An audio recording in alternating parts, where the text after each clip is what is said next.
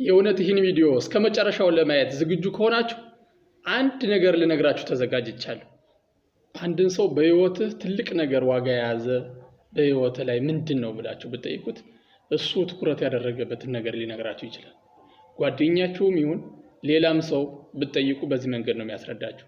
ምክንያቱም ትኩረት ያደረገበት ነገር እሱ ይሆናል ብሎ በአእምሮ ገምግሞ ያስቀመጠውን ነገር የኔ ወሳኙና በህይወት ያስፈልጊው ነገር ይህ ነው ብሎ ይነግራችኋል። ስለዚህ የእናንተ በህይወታችሁ አስፈልጊ ነገር ምንድነው? ብዙ ጊዜ አስፈልጊን ነገር ስንመርጠው ብዙ ጥንቃቄ አድርገን መምረጥ አለብን። ብዙዎች የነሱ የህይወታቸው አስፈልጊ ነገር ነው ብለው ያሰቡት ነገር በሰዎች መወደድ ሊሆን ይችላል። ለምሳሌ በሰዎች መወደድ ጥሩ ነገር ነው። ነገር ግን እናንተ በሰዎች እንድትወደዱ የምታደርጉት ግፊት ደግሞ ከሰዎች አስወጥቶ በሰዎች የተጠላል ሊያደርገን ይችላል ማለት ነው። ስለዚህ ይሄ እንደ ግብ ወይም እንደ ጥሩ በህይወታችን ላይ ጥሩ ዓላማ ነው ተብሎ ሊገመት አይችልም ወይም ሊያዝ አይችልም። ነገር ግን ልታሻሽሉት የምትችሉ ትኩረት ልትሰጡት የምትችሉ ከውስጣችሁ የወጣ ነገር መሆን አለበት። አሁን እናንተ በውስጣችሁ የያዛችሁ ትልቅ ነገር ከውስጣችሁ የመነጨ ሊሆን ይገባል ማለት ነው። ይህ ሲሆን እናንተ ኃይል እያገኛችሁ ነገሩም ከናንተ በላይ እየጎላ በሌላ ሰዎች ዘንድ ተቀባይነትን እያገኘ ይሄዳል። ለምን?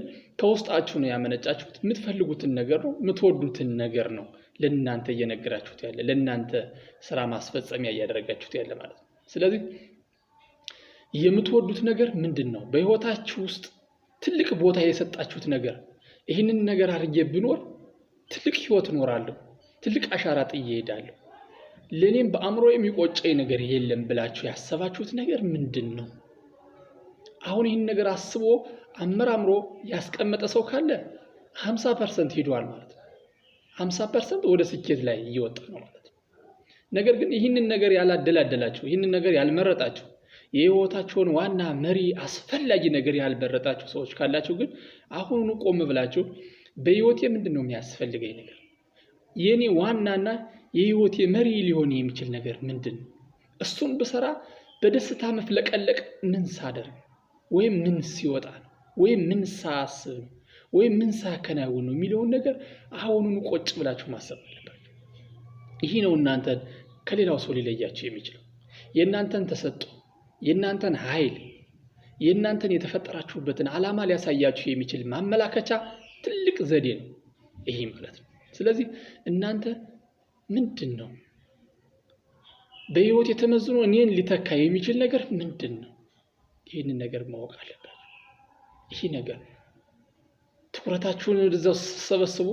የእናንተን ማንነት፣ የእናንተን ኃይል፣ የእናንተን ሚዛን ሊደፋ የሚችል ነገር ነው። ስለዚህ ይህን በመገንዘብ የራሳችሁን ነገር በራሳችሁ ክሎት፣ የራሳችሁን ኃይል በራሳችሁ ምንጭ፣ የራሳችሁን ኃይል በራሳችሁ እምነት ማከናወን ቻሉ። ይህ ሲሆን ነው ማንነታችሁ የምታገኙ። ይህ ሲሆን ነው ጀግንነታችሁ የሚረጋገጠው። ይህ ሲሆን ነው የህይወታችሁን መሪ ነገር ለዓለም ማበርከት የምትችሉት። አመሰግናለሁ። መልካም ቀን ይሁንላችሁ።